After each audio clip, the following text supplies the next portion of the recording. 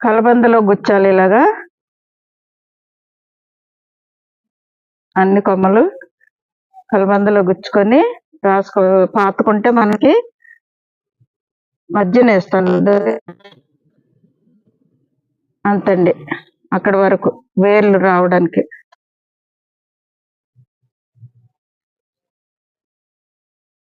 ఒక నెల రోజులకు వచ్చేస్తాయండి వేర్లు. గట్టిగా నొక్కాలి. ఇప్పుడు అన్ని కొమ్మలు ఇలాగే వేస్తానండి. కలబందలు ఇలా కొమ్మలు ఇలా గుచ్చుతండి కలబంద అంటుకుంటది కదా, మనకు ఫంగస్ రాదు, వేర్లు తొందరగా వస్తాయి అన్నమాట.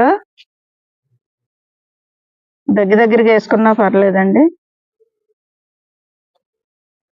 చూసారా ఎన్ని కొమ్మలు తయారు చేసుకోవచ్చో, మనం ఎన్ని మొక్కలు తయారు చేసుకోవచ్చో ఒక్క మొక్క నుండి.